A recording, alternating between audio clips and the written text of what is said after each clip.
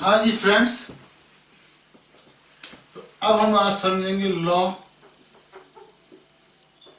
Relating to thought. Law relating to thought. तो thought है क्या?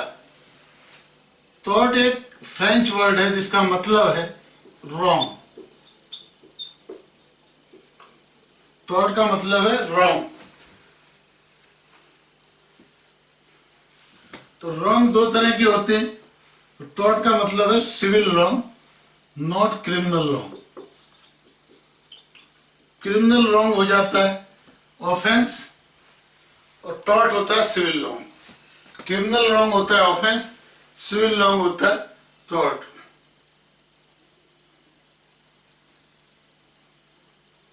तो सिविल रॉन्ग अदर देन क्या है? ब्रीच ऑफ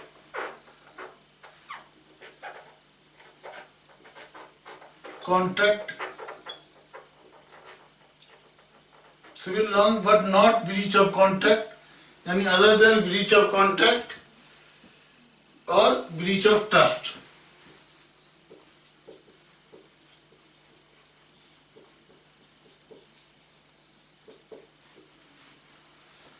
तो जो टॉर्ट है ना, तो ये क्रिमिनल एक्ट है, क्रिमिनल रॉन्ग नहीं है, ये सिविल रॉन्ग है। सिविल रॉन्ग में भी ये ना तो ब्रीच ऑफ कॉन्ट्रैक्ट है और ना ब्रीच ऑफ ट्रस्ट है। Okay.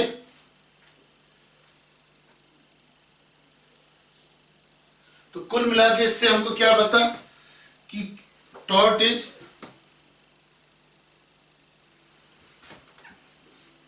Is civil wrong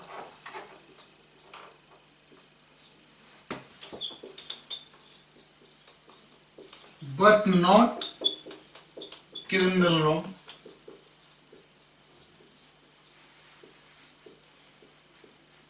Second thing, every civil wrong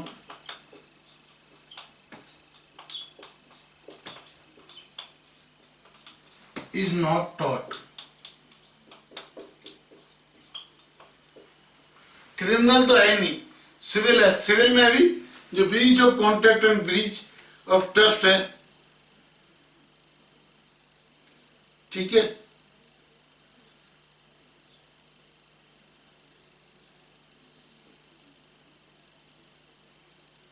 ठीक है, तो ये थॉट है क्या?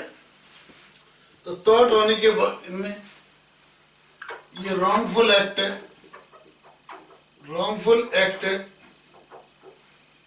उससे कोई ना कोई प्लेंटिफ को लीगल डैमेज होता है,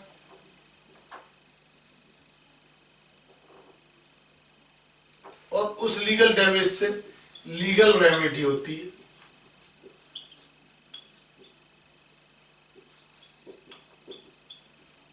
यानी रॉन्गफुल एक्ट क्या? रॉन्गफुल एक्ट है सम एक्ट और ओमिशन। कोई ऐसा एक्ट और ओमिशन है जिससे लीगल डैमेज होता है, और उस लीगल डैमेज की लीगल रेमेडी है। ये 3 जनरल कंडीशंस हैं। ओके।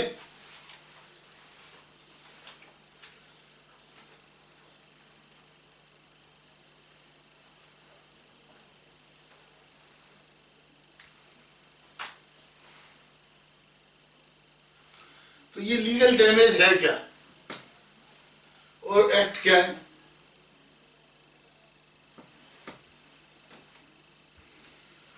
तो लीगल डैमेज का मतलब क्या है? कुछ इन्वेजन ऑफ लीगल राइट होना चाहिए।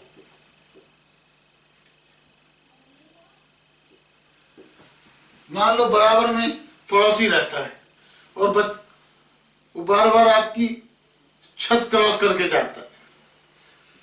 कोई आपको क्रिमिनल सिविल हार्म नहीं होता, लेकिन वो आपकी छत क्रॉस करके दूसरी छत पे जाता है, ठीक है।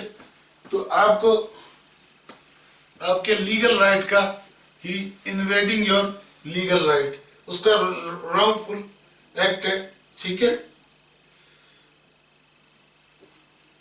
इसकी लीगल रेमेडी है।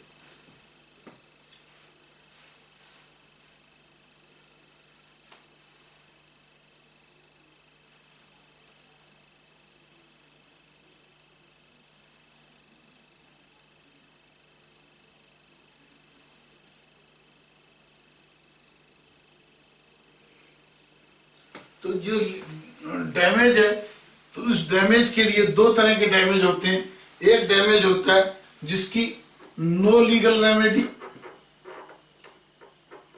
और एक होता है जिसकी लीगल रेमेडी होती है।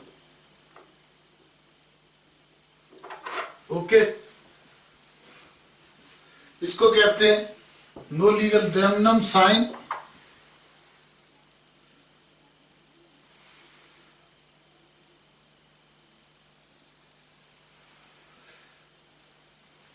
यानी आपको कोई हार्म हो रहा है,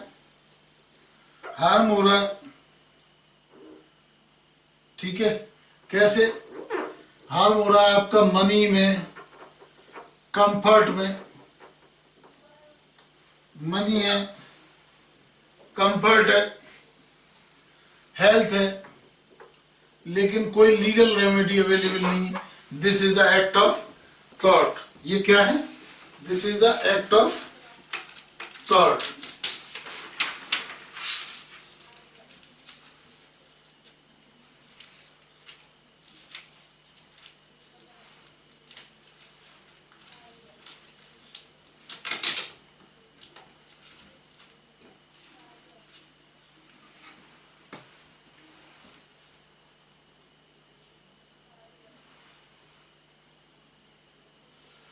दूसरी होती है लीगल रेमेडी, ठीक है। अब ये जो लीगल रेमेडी होती है,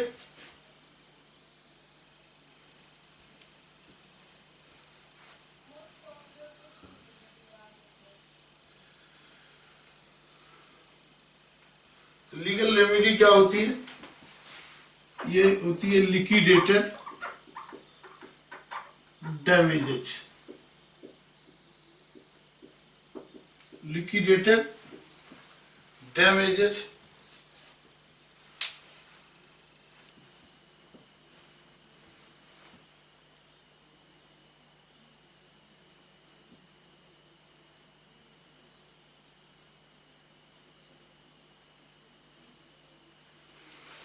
तो कोई आपकी छत के ऊपर से निकल रहा है, ठीक है, आपको कोई लीगल रेमेडी नहीं है, लेकिन डिस्टरबेंस हो रहा है,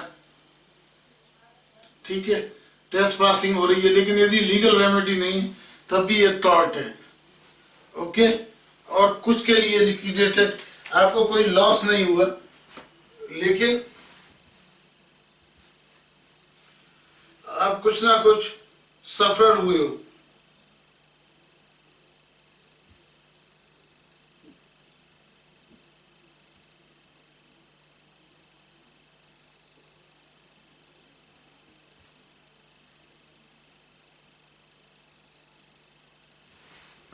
मान लो टॉर्ट क्या है? कोई डैमेज है,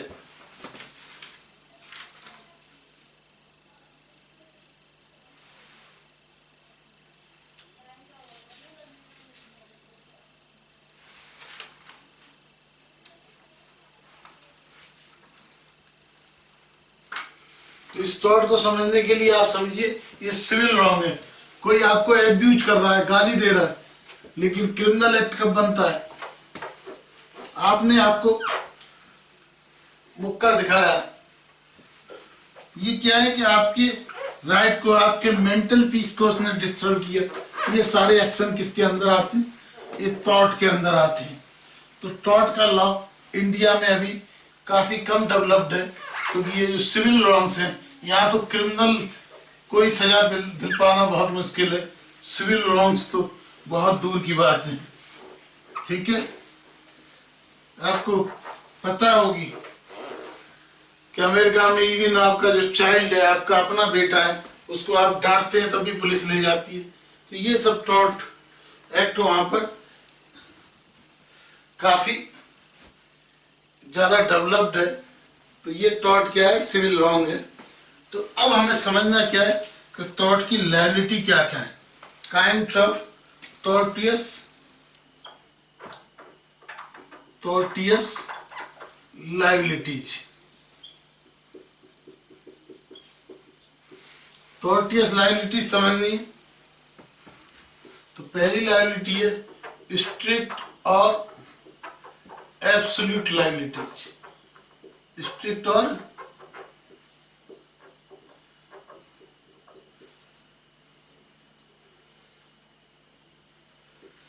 एब्सोल्यूट लायबिलिटी कब है? स्ट्रिक्ट और एब्सोल्यूट लायबिलिटी है यदि डिफेंडेंट अनइंटेंशनली। तो ये लायबिलिटी क्या है कि defendant is responsible liable even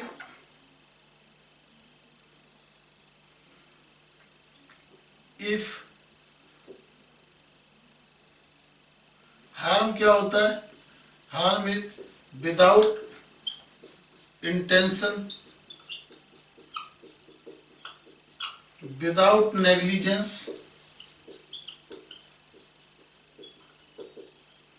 without intention, without negligence, यानी कुल मिला के विदाउट फॉल्ट, बिना फॉल्ट के, बिना नेग्लिजेंस के, बिना इंटेंशन के प्लेंटिफ को कुछ नुकसान पहुंचता है। तो ये क्या होता है, तब भी लायबिलिटी होती है। ठीक है।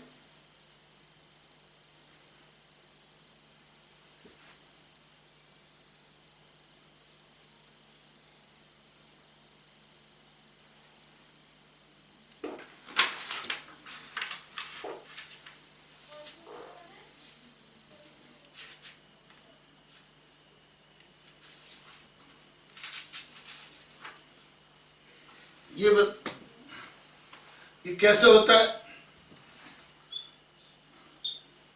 मान लो दूसरे के घर में कुछ स्टोर करके रखा है और वो धीमे धीमे बिना उसकी गलती के, बिना फॉल्ट के रिंस होना शुरू होता है और आपके यहाँ मॉइस्चर से आपका पेंट खराब होता है, मॉइस्चर से पेंट खराब करता है। तो ये स्ट्रिक्ट एंड एब्सोल्यूट लायबिलिटी है। ठीक है। तो ये एक आपके इसके लिए बड़ा इंपॉर्टेंट एक केस था, रायलैंड वर्सेस फ्लेचर केस।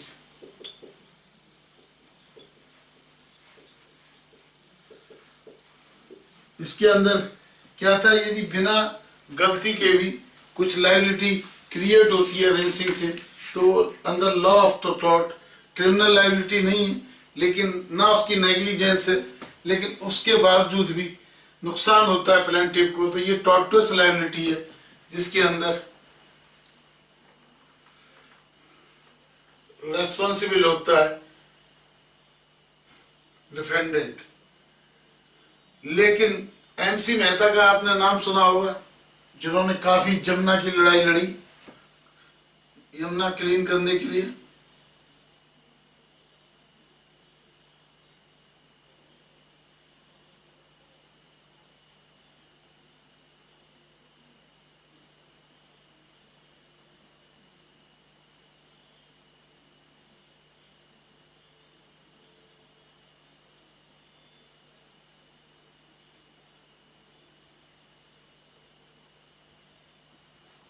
तो ये रायलैंड वर्सेस फ्लेचर में इसमें क्या है कि इसमें कुछ एक्सेप्शंस हैं, लेकिन इंडिया में एमसी मेहता का आपने नाम सुना होगा, union of India versus MC Mehta, जिन्होंने गंगा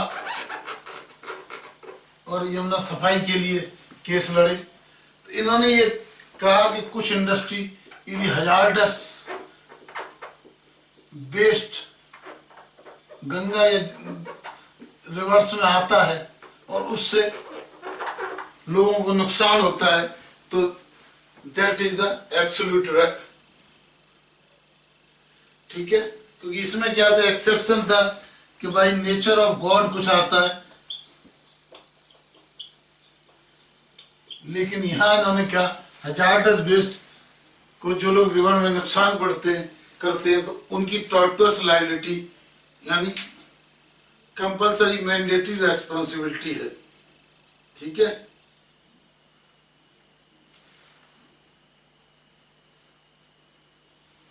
तो इस डिपेंडेंट को जनरली टॉर्ट की लैंग्वेज में कहा जाता है टॉर्ट फीजर। टॉर्ट फीजर कहते हैं।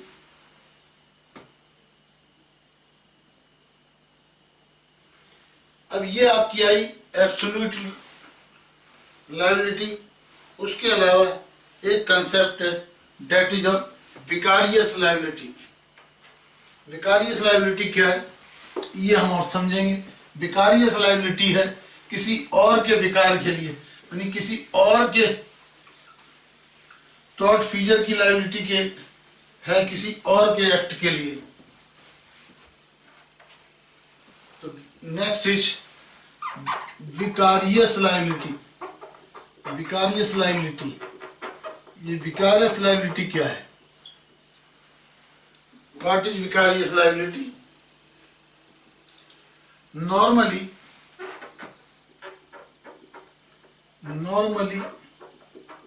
the third feature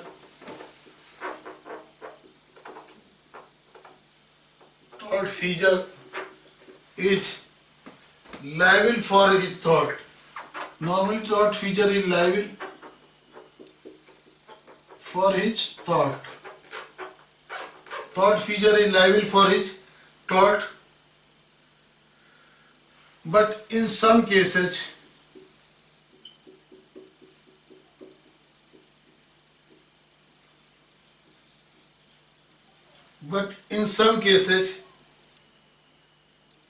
a person may be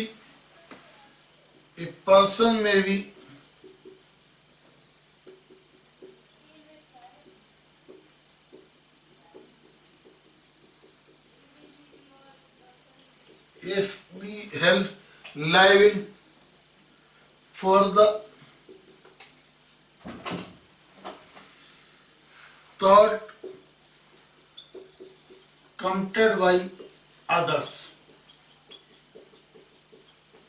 Thought committed by others, कुछ केसेज में आदमी दूसरे के द्वारा किए गए थॉट के लिए लायबल होता है। ठीक है, दिस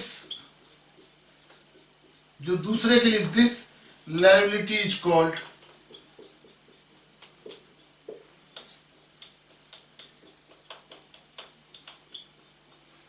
विकारियस लायबिलिटी।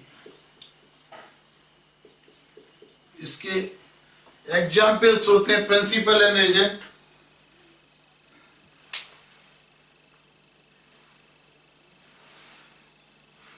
ठीक है, इसके एग्जाम्पल हैं एजेंट। यदि प्रिंसिपल के ब्याह पर जो एजेंट कर रहा है तो प्रिंसिपल की विकारियस लायबिलिटी है।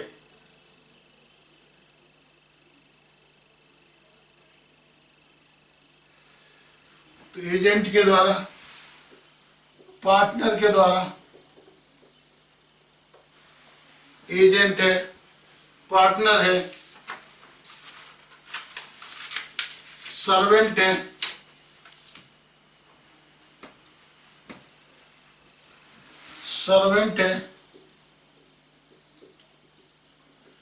कॉन्ट्रैक्टर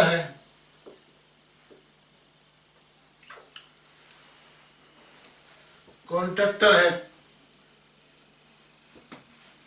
उसके अलावा सरकार के केस में स्टेट से एम्प्लॉई है।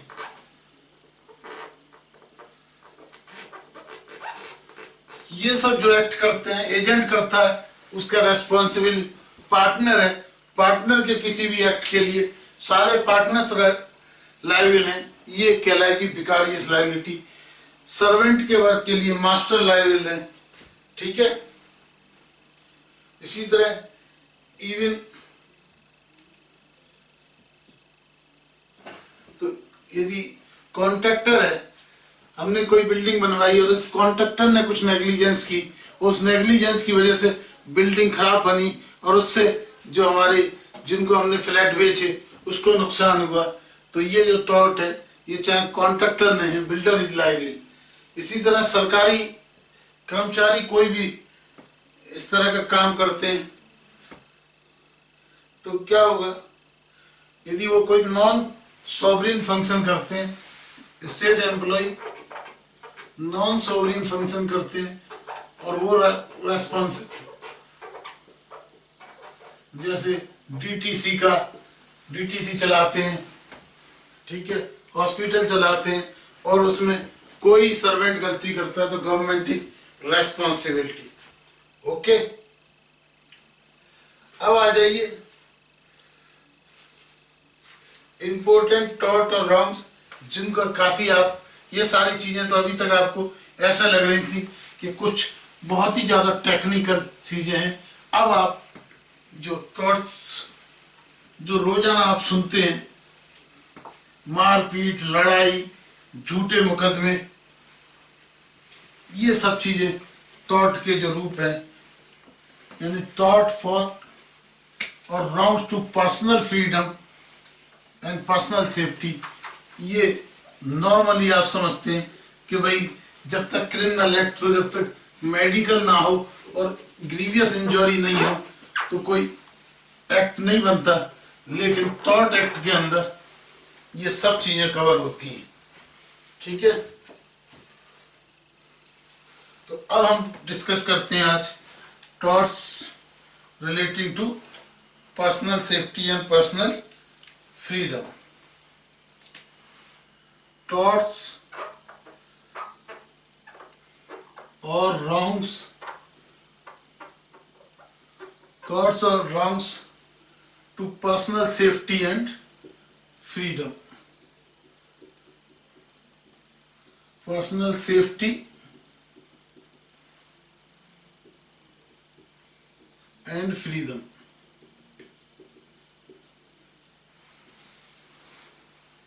हाँ जी, अब समझिए टॉर्ट्स और wrong to personal safety and freedom. तो सबसे पहले टॉर्ट है पीटना, बैटरी। बैटरी का मतलब मारना, पीटना। कल ही आप देखा होगा कौन सा एसपी का नेता किसी अफसर को पीट रहा है। ओके, तो बैटरी क्या होती है? Any direct application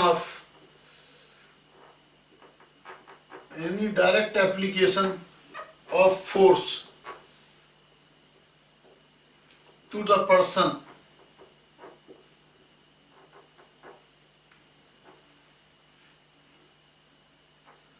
of another individual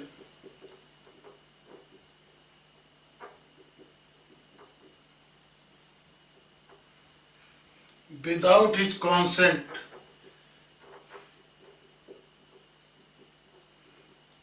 or lawful justification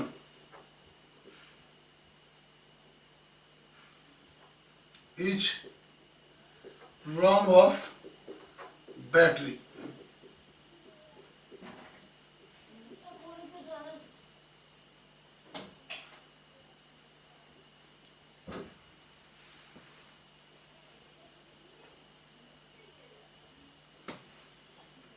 चाहे कितना ट्राइवल हो, एंगर में यदि दूसरे को टच ही करना, angrily touch, that is also battery and that is a civil wrong under tort.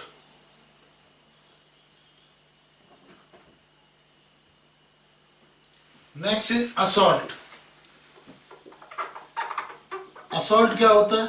पीटना नहीं, आपने घूंसा दिखाना या कोई गेस्चर से आपको ये दिखाना कि हम आपको पीट देंगे।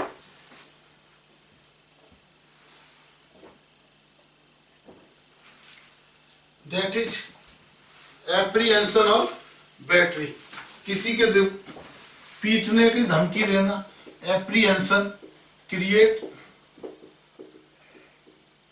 apprehension of battery।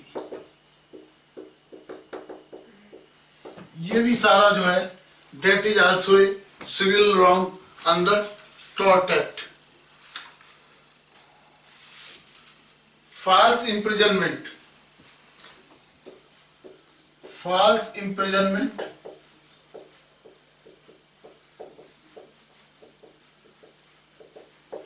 and malicious prosecution।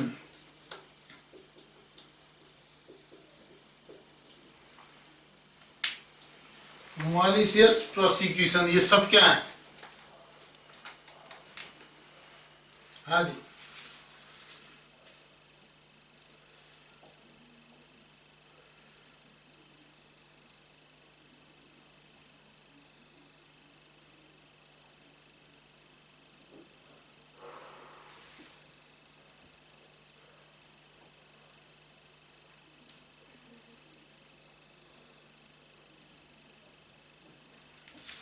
और उसके बाद में नेक्स्ट इज डिफेमेशन।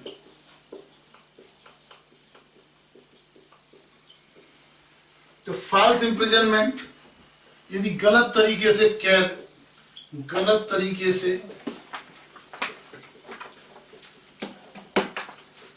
करना, रिस्ट्रेन करना, डिटेन करना, ये सब फॉल्स। मालिशियस प्रोसिक्यूशन में भी गलत तरीके से अल्टेरियर मोटिव से केस करना, अरेस्ट करना, ये सारा कुछ टॉर्ट है। उसके अलावा डिफेमेशन, हालांकि इंडिया में एंटी डिफेक्शन एक्ट भी है। तो ये डिफेमेशन दो तरह का होता है, एक है लिबेल और दूसरा है सिलेंडर। दोनों तरह के डिफेमेशन, ओके। तो डिफेमेशन होता है कि अटैक ऑन रेपुटेशन। तो ये है लिबेल एंड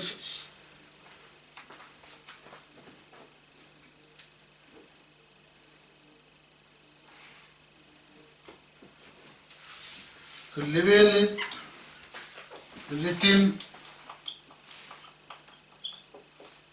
और pictorial, cylinder is by spoken words. दोनों तरीके से यदि किसी के बारे में झूठा बोला जाता है, to tarnish his image and to attack on reputation, ये सब टॉर्ट है। तो टॉर्ट के अंदर क्या क्या आ गया? Battery, assault, false imprisonment, malicious prosecution and defamation. Okay, तो ये आपका आज हमने कराया tort act. Tort basically civil wrong है और मेरे ख्याल से ये आपके जीसीएल में सबसे छोटा चैप्टर है, क्योंकि इंडिया में टॉर्ट बहुत ज़्यादा सिविल लॉ पे बहुत कम एक्शन होते हैं, लेकिन धीमे slowly the tort act is